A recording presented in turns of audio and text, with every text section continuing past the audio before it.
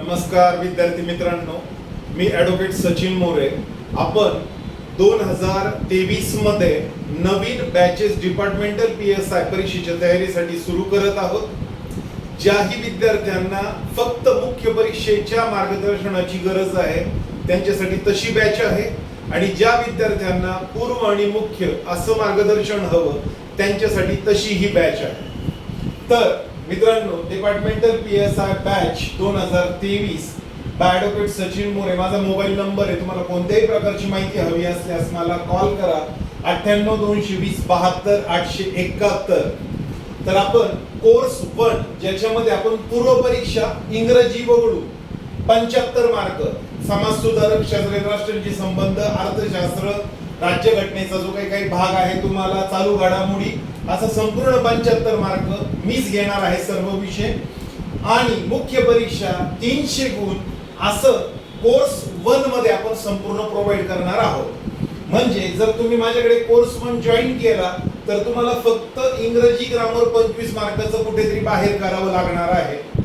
आणि ज्या विद्यार्थ्यांना पूर्व परीक्षेचा अभ्यास चांगला अवगत आहे त्यांना फक्त मुख्य परीक्षेसाठीच मार्गदर्शनाची गरज आहे, त्यांच्यासाठी आपण कोर्स 2 ठेवलेला आहे, ज्यामध्ये आपण मुख्य परीक्षा संपूर्ण 300 गुण, भारतीय दंड संहिता, भारतीय पुरावा कायदा, फौजदारी प्रक्रिया संहिता, राज्यघटना, हा पेपर 1 राज्यघटना, पेपर 1 मधला संपूर्ण 150 मार्काचा अभ्यासक्रम, आणि पेपर 2 मधले 80 मार्कासाठी असलेले 19 लघु कायदे, पंचनामे, गुन्हे अन्वेषण, फॉरेन्सिक सायन्स आणि मानवी हक्क असा संपूर्ण 300 गुणांचा अभ्यास आपण यामध्ये करून घेणार आहोत. तर मित्रांनो, आपली 11 जून पासून बॅच सुरू होणार आहे. 11 जूनला संपूर्ण इंडियन एव्हिडन्स ऍक्ट 1872 जो तुम्हाला मुख्य परीक्षेला 20 मार्कांसाठी आहे, त्याचे संपूर्ण व्हिडिओ इत्यंभूत अगदी, आणि पुन्हा शेवटी एक सव्वा तासाच्या लेक्चर मध्ये पूर्ण एव्हिडन्स ऍक्ट रिव्हिजन असे लेक्चर मी 11 तारखेला अपलोड करणार आहे. त्यातला काही सॅम्पल तुम्हाला बघायलाही मिळतील. आणि जर तुम्हाला माझा शिकवण्याचा दर्जा आवडला, तुम्हाला ती कलम तरतुदी चांगली कळतात असं वाटलं, आयोगाच्या जुन्या प्रश्नपत्रिका तुम्ही त्या सोडून बघायच्या एव्हिडन्स ऍक्टचे प्रश्न, आणि जर तुम्हाला ते चांगल्या पद्धतीने सोडवता येत आहेत असं वाटत असेल तर तुम्हाला कोर्स जॉईन करायचा की नाही याचा निर्णय घेणं सोपं होणार आहे. तर मित्रांनो, आपले संपूर्ण कोर्सेस हे या डिजिटल बोर्डवर असणार आहे. मी स्वतः तयार केलेल्या माझ्या नोट्स, ज्याच्यामध्ये अतिशय सोप्या पद्धतीचे निमोनिक्स लक्षात ठेवण्यासाठीच्या ट्रिक्सचा आपण वापर करत असतो, ते इथे तुम्हाला ह्या डिजिटल बोर्डवर स्क्रीनवर माझ्या बनवलेल्या नोट्स असणार. मी इथनं त्या तुम्हाला एक्सप्लेन करणार आहे, आणि त्याच नोट्स PDF फाईल तुम्हालाही मिळतील, त्या तुम्ही झेरॉक्स करून घ्यायच्या आहे. असं आपल्या कोर्सचं स्वरूप असणार आहे. तर हे निमोनिक्स ट्रिक्स हे कशा पद्धतीने असणार आहे काय, तर मित्रांनो, भारतीय राज्यघटना बनवत असताना जे सुरुवातीला कॅबिनेट मिशनच्या शिफारशीनुसार भारतात राज्यघटना तयार करण्यात येईल असं मान्य केलं. भारतात स्वातंत्र्य पूर्वाचा जो काही हिंदुस्थान होता त्यात निवडणुका होऊन 389 प्रतिनिधी निवडून आले, आणि या 389 प्रतिनिधींपैकी किती महिला सदस्य होत्या, तर मित्रांनो त्या एकूण 15 महिला होत्या. आणि बऱ्याच राज्यसेवा म्हणा, UPSC म्हणा, PSI STI म्हणा परीक्षांना पुढील पैकी कोण महिला सदस्य भारतीय घटना समितीमध्ये नव्हतं अशा प्रकारचा प्रश्न येतो, आणि यासाठी आपल्याला त्या 15ही महिलांची नावं माहीत असायला हवी. तर त्याचं तुम्हाला मी एक उदाहरण देतो का हे कशा पद्धतीने आपण लक्षात ठेवू शकतो.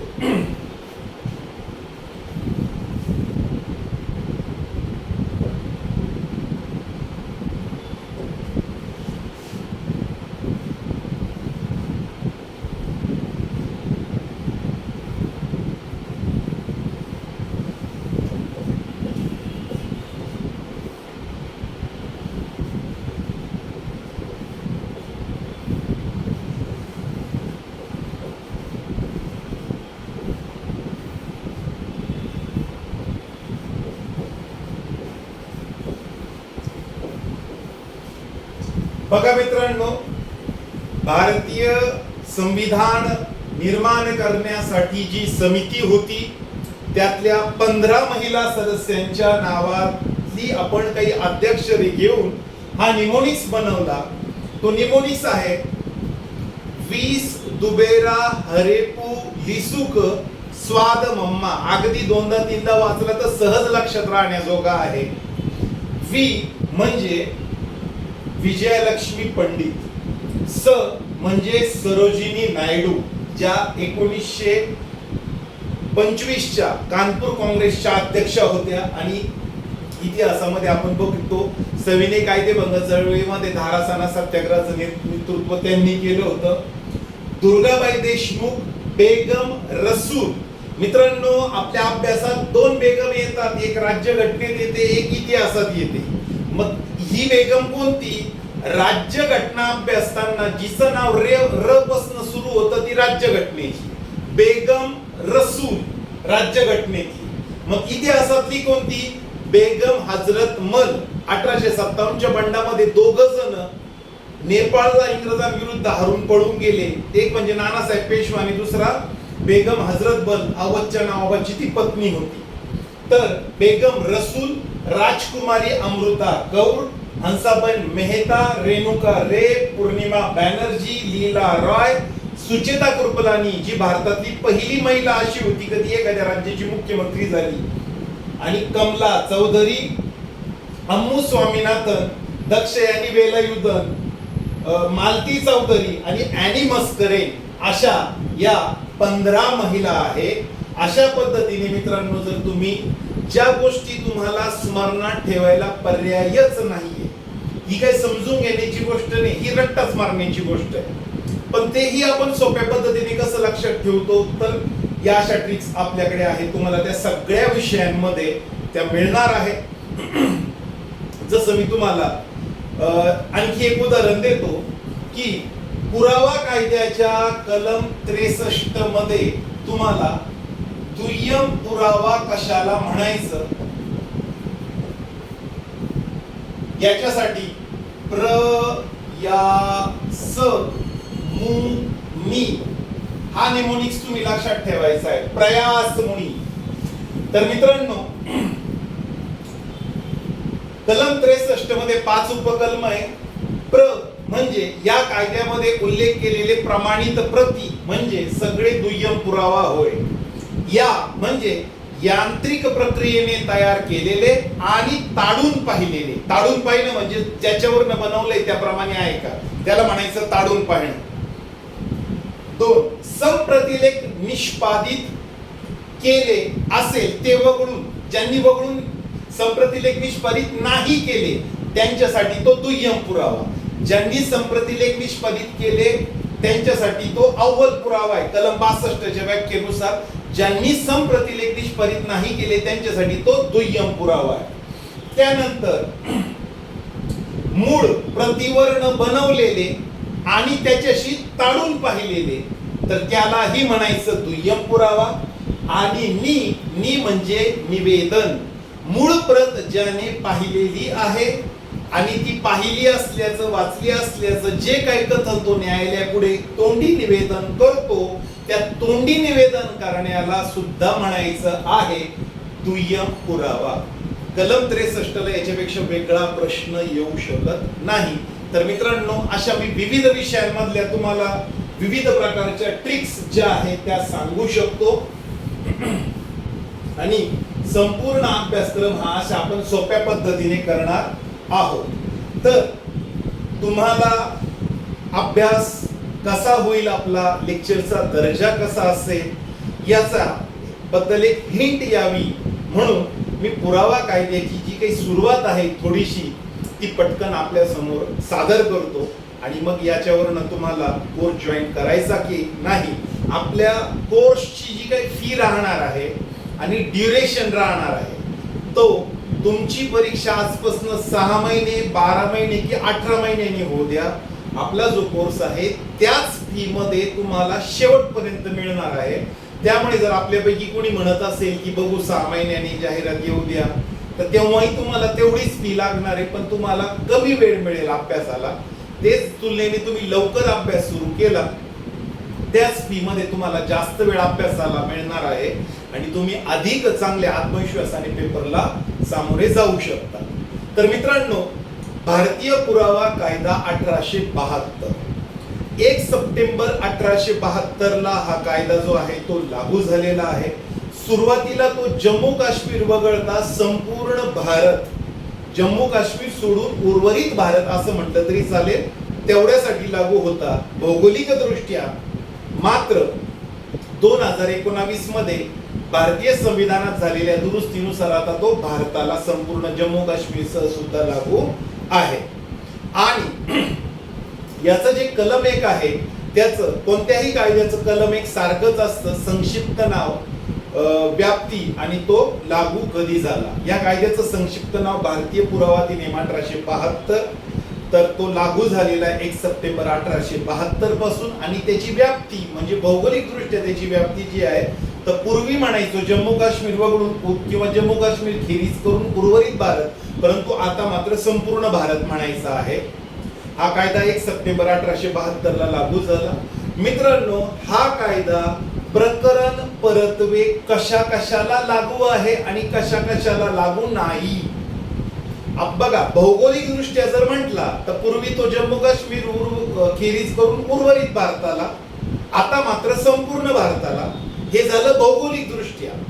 परंतु कोणत्या प्रकरणांना पुरावा कायदा लागू आहे, कोणत्या प्रकरणांना तो लागू नाही, तर याच्यासाठी पण मित्रांनो आपण 2 प्रकारचे निमोनिक्स केलेले आहेत. तर पहिला आपला निमोनिक्स आहे, तर जिथं पुरावा कायदा लागू आहे ते विषय, ते मुद्दे म्हणजे कोणते, तर पहिला निमोनिक्स आपण म्हणायचा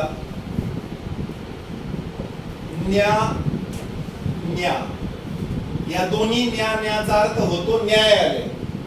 तर मित्रांनो, पहिला न्याचा अर्थ होतो आपले संबंध भारतभर असलेले दिवाणी फौजदारी प्रकारची जी काही न्यायालये आहे तिथे पुरावा कायदा लागू आहे. आणि दुसरा पुन्हा न्यायालयच आहे, तर आर्मी, नेव्ही, एअरफोर्स, भूदल, नौदल आणि वायुदल या कायद्याखाली भरवलेल्या मार्शल आर्ट्सच्या ज्या काही केसेस असतात त्या तिथे पुरावा कायदा जो आहे तो लागू आहे. आणि पुरावा कायदा प्रकरण परत्वे कुठे लागू नाही त्यासाठीच निमोनिक्स आहे मित्रांनो आपलं ल. तर मित्रांनो,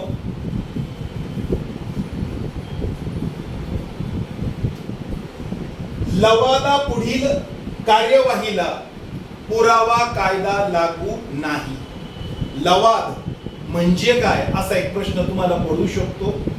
तर भारतीय नागरिकांनी त्यांचे संपूर्ण प्रकारचे भांडणं, वाद हे न्यायालयातच जाऊन सोडवले पाहिजे असं काही नाही, तर त्याला काही पर्यायही दिला पाहिजे की जे वाद, जे खटले हे न्यायालयाच्या बाहेर सोप्या पद्धतीने आणि कमी खर्चात मिटवले जाऊ शकतात. त्याचे अनेक आपण निराकरणाचे जे काही माध्यम बघू शकतो. त्याच्यातलाच एक म्हणजे लवाद, आर्बिट्रेशन अँड कन्सिलेशन ऍक्ट नावाचा कायदा भारत सरकारने बनवला. आणि 2 व्यक्ती किंवा समूह यांना आपल्यातले विशिष्ट प्रकारचे, कोणत्याही प्रकारचा वाद किंवा खटला लवादाकडे नेता येत नाही, विशिष्ट प्रकारचेच खटले नेऊ शकतो, वाद नेऊ शकतो. तर 2 व्यक्ती किंवा समूह यांनी त्यांच्यातल्या वादाचं निराकरण करण्यासाठी किंवा न्याय मिळवण्यासाठी दोघही पक्ष व्यक्तींनी एक विचाराने, एक व्यक्ती ज्याला कायद्याचं ज्ञान आहे, जो वकील असेल किंवा रिटायर्ड न्यायाधीश असेल, त्याला लवाद नेमून त्यांच्याकडनं निर्णय हा घ्यायचा असतो. नंतर दुसरा आहे प्रतिज्ञालेख. प्रतिज्ञालेख ऍफिडेव्हिट, याला पुरावा कायदा लागू नाही. आणि पुन्हा आहे ल, भूदल, नौदल, वायुदल या कायद्या व्यतिरिक्तच्या, या कायद्याखाली भरवलेल्या लष्करी न्यायालयां व्यतिरिक्तच्या लष्करी न्यायालयांना पुरावा कायदा लागू नाही. तर मित्रांनो, आर्मी, नेव्ही, एअरफोर्स, भूदल, नौदल, वायुदल कायद्याखाली भरवलेल्या लष्करी न्यायालयांना पुरावे कायदा लागू आहे, पण त्या कायद्या व्यतिरिक्तच्या न्यायालयांना मात्र पुरावा कायदा लागू नाही. तर अशा पद्धतीने मित्रांनो आपण निमोनिक्सच्या आधारे हे लक्षात ठेवू शकतो. मित्रांनो, यानंतर आपल्याला पुढची व्याख्या लक्षात ठेवायची आहे. न्यायिक कार्यवाही, ज्युडिशियल प्रोसिडिंग म्हणजे काय?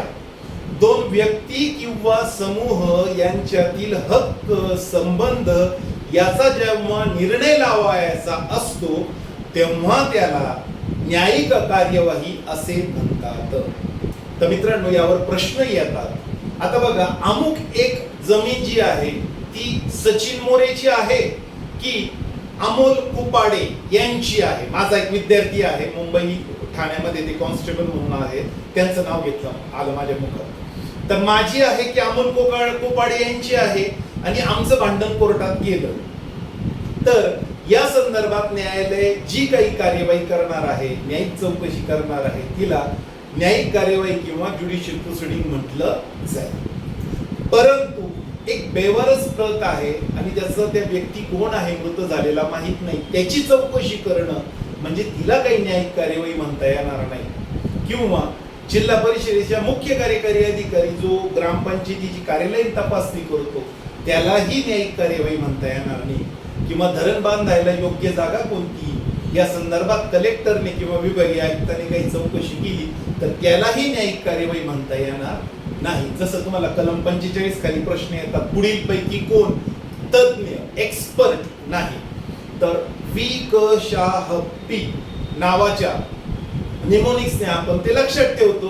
वी म्हणजे विदेशी कायदा, क म्हणजे कला, शा म्हणजे शास्त्र, सगळे विज्ञान, सायन्सेस, ह म्हणजे हस्ताक्षर तज्ञ आणि फी म्हणजे फिंगरप्रिंट्स म्हणजे अंगुली मुद्रा. तर ह्या 5 विषयामध्ये विशेष ज्ञान असणाऱ्या व्यक्तींना आपण कलम 45 नुसार एक्सपर्ट म्हणजे तज्ञ असे म्हणतो. आता याच्यात तुम्हाला 5वा प्रश्न कसा पेपरला एमपीसी विचारते, पुढील पैकी कोण कलम 45 नुसार तज्ञ नाही? मग 3 या विक्षा हप्पी मधले घेतात आणि एक कशातला घेतात? टंकलेखक शब्द वापरला जातो. आता तो मराठी टंकलेखक म्हणजे काय, इंग्लिश मध्ये टायपिस्ट म्हणतो आपण त्याला, तो काही तज्ञ नाहीये.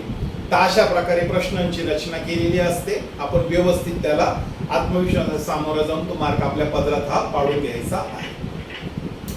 मित्रांनो, यानंतर कलम 2 जो आहे तो रद्द झालेला आहे, रिपील झालेला आहे. कसला होता?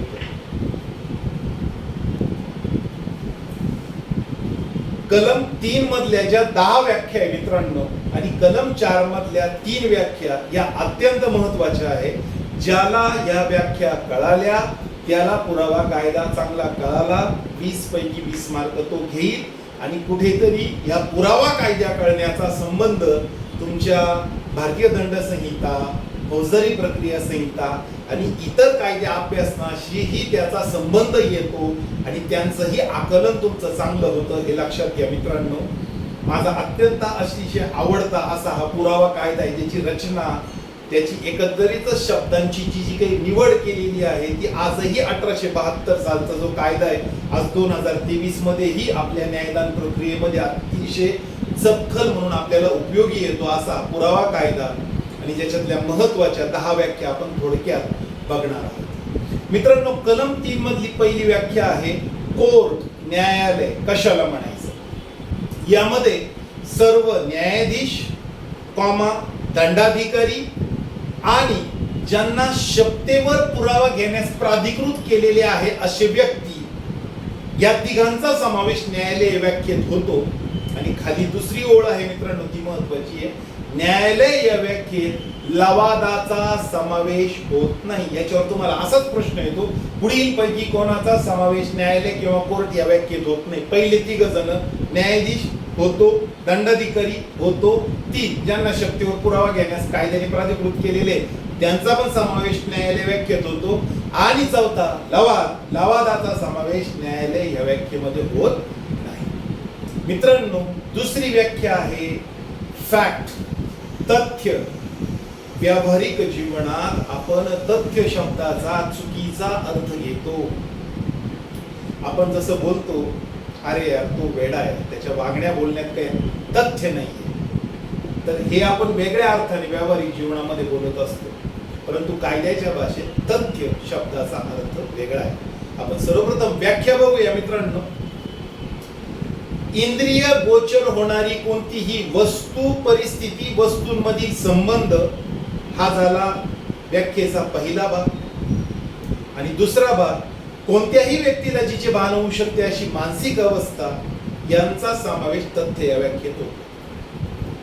मित्रांनो, इंद्रिय गोचर होणारी, इंद्रिय आपल्याला त्वचा, कान, नाक, डोळे आणि जीभ ही 5 प्रकारची इंद्रिय आहे.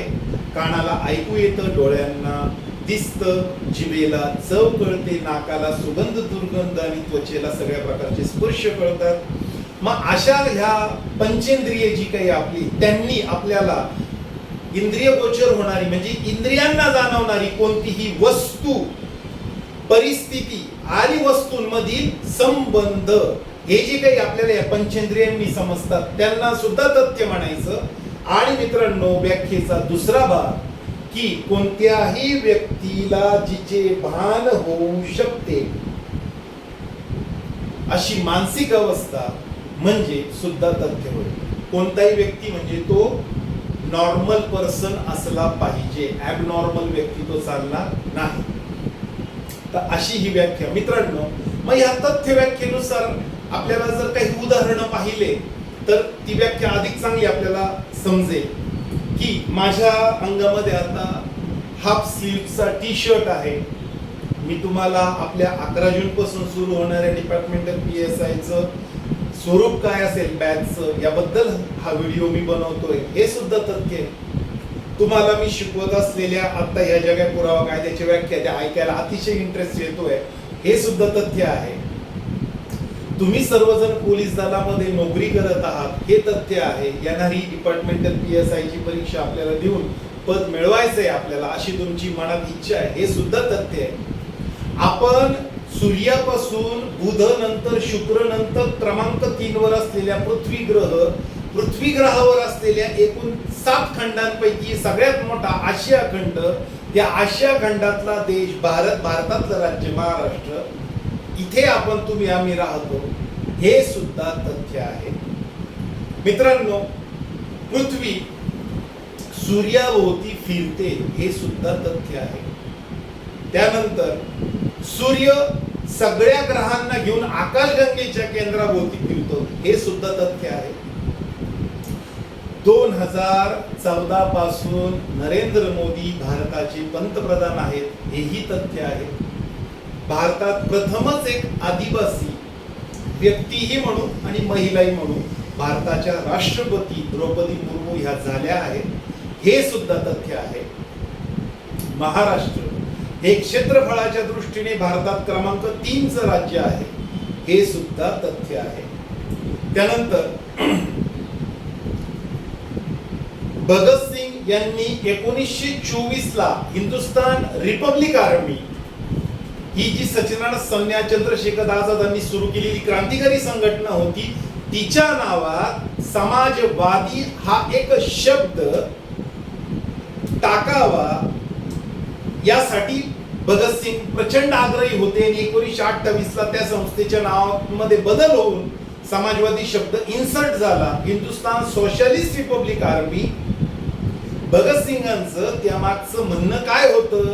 इंग्रज आज न उद्या जाणारच आहे, परंतु इंग्रज गेल्यानंतर आपल्याला हा भारत कसा बनवायचा आहे, तर हिंदुस्थान सोशलिस्ट रिपब्लिक आर्मी असं नाव करताना ते ज्या सोशलिस्ट शब्दाला महत्व देतात, हे त्यांना अभिप्रेत आहे की जात धर्म परे राहून याच्या आपल्याला सर्वांना सारखं लेखणारा आणि सर्वांची प्रगती घेऊन लोक कल्याणकारी अशा प्रकारचं राष्ट्र आपल्याला बनवायचंय.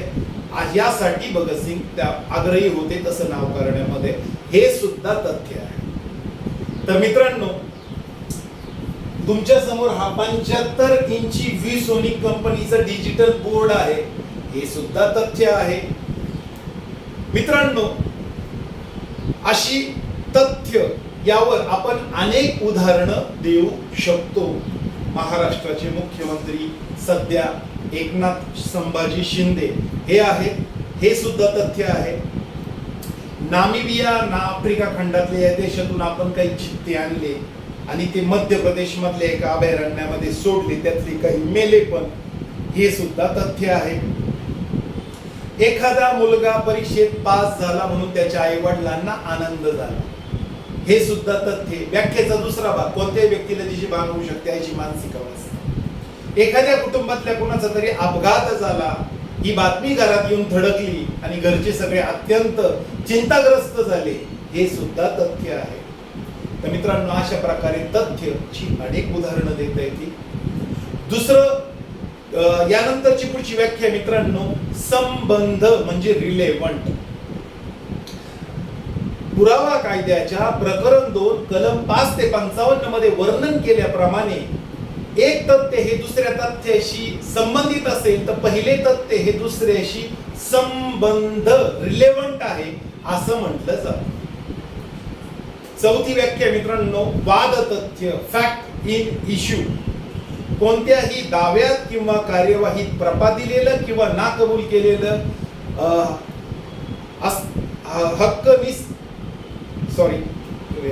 मी रिकॉल करतो एक मिनिट.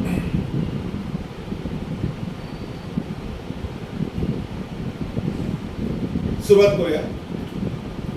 कोणत्याही दाव्यात किंवा कार्यवाहीत प्रपादन केलेलं किंवा नाकबूल केलेलं हक्क, निसमर्थता, दायित्व यांचं अस्तित्व, नास्तित्व, स्वरूप, व्याप्ती अपरिहार्यपणे निष्पन्न होते त्यांना वाद तथ्य असं म्हणायचं आहे. त्यानंतर पुढची व्याख्या मित्रांनो, दस्तऐवज, डॉक्युमेंट, अक्षरे, आकडे, आकृत्या, चिन्हे यांच्या साहाय्याने कोणत्याही पदार्थावर व्यक्त केलेला मजकूर म्हणजे दस्तऐवज होय.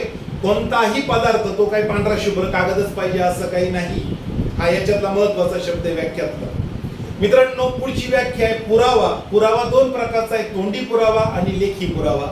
तोंडी पुरावा न्यायालयाच्या निरीक्षणासाठी न्यायालयापुढे केलेली सगळी कथने किंवा न्यायालयाने आवश्यक केलेली कथने म्हणजे तोंडी पुरावा होय.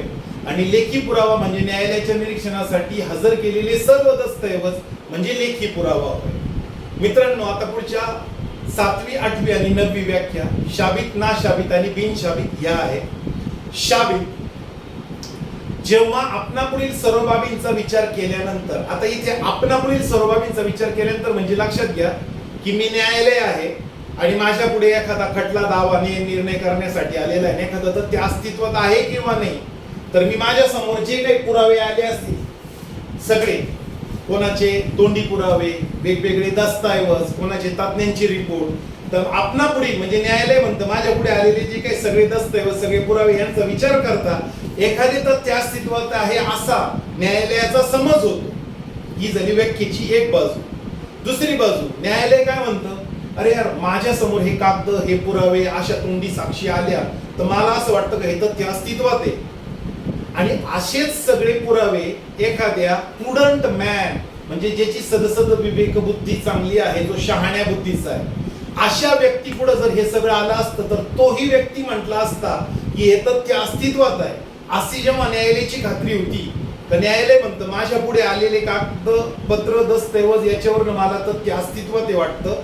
असंच एखाद्या शहाण्या व्यक्ती पुढे आला असतं, त्यालाही वाटलं असतं की तथ्य अस्तित्वात आहे, तेव्हा ते तथ्य शाबित आहे असं म्हटलं जातं. तर मित्रांनो, जर शाबितची व्याख्या तुम्हाला कळली असेल तर नाशाबित त्याच्या विरुद्ध करायचंय. फक्त नाशाबित, जेव्हा न्यायालयापुढे आलेले सगळे दस्तऐवज किंवा साक्ष पुरावे पाहून न्यायालयाला वाटतं की हे तथ्य काही अस्तित्वात नाही आणि माझ्यासारखेच समोर आलेले हे दस्तऐवज, साक्षी पुरावे एखाद्या प्रुडंट मॅन, शहाण्या व्यक्ती पुढे आले असते तर त्यालाही माझ्यासारखंच, न्यायालय म्हणतं का माझ्यासारखंच वाटलं असतं का हे तथ्य काही अस्तित्वात नाही, तेव्हा ते तथ्य नाशाबित झालं असं म्हटलं जातं. तर मित्रांनो, ही झाली शाबित आणि नाशाबितची व्याख्या. आणि 9वी व्याख्या आहे कलम 3 मधली म्हणजे बिनशाबित. जेव्हा एखादे तथ्य शाबितही होत नाही आणि नाशाबितही होत नाही तेव्हा ते तथ्य बिनशाबित राहिले असं म्हटलं जातं. आणि मित्रांनो, शेवटची व्याख्या याच्यामध्ये 10वी की भारत. यानंतर कलम 4 मध्ये पुन्हा आणखी 3 व्याख्या आहे. मे प्रिझ्युम, शॅल प्रिझ्युम आणि कॉन्क्लुसिव्ह प्रूफ अत्यंत महत्त्वाच्या त्या व्याख्या आहेत आणि अशा या 13 व्याख्या या पुरावा कायद्याचा आत्मा आहे आणि त्या चांगल्या पद्धतीने आपल्याला आकलन जर त्यांचं झालं असेल तर पुरावा कायदा अभ्यासणं एक मजा येते तो अभ्यास करायला. तर मी पुढच्या लेक्चरमध्ये तुम्हाला ते सांगेलच आणि 11 तारखेपासून आपण डिपार्टमेंटल PSIच्या या दोन्ही प्रकारच्या बॅच सुरू करत आहे. कोर्स 1 मध्ये का ज्यांना पूर्व परीक्षा आणि मुख्य परीक्षा दोन्ही जॉईन करायचं आहे तर ज्याच्यामध्ये आपण पूर्व परीक्षेचा इंग्रजी वगळून 75 मार्काचा अभ्यासक्रम आणि मुख्य परीक्षेचा संपूर्ण 300 मार्काचा अभ्यासक्रम घेणार आहोत. ज्यांना कोर्स 2 जॉईन करायचा आहे फक्त मुख्य परीक्षा 300 गुणांची तर तुम्हाला जो हवा तो पर्याय आहे. सुरुवातीच्या 100 विद्यार्थ्यांना आपण फी मध्ये बऱ्यापैकी कन्सेशन देणार आहोत. तर उद्या किंवा परवा मी याबद्दल अधिक माहिती आपल्याला देतो. जर आपल्याला काही प्रश्न असेल तर 98-220-72-871 या माझ्या नंबरवर तुम्ही संपर्क करू शकता. धन्यवाद.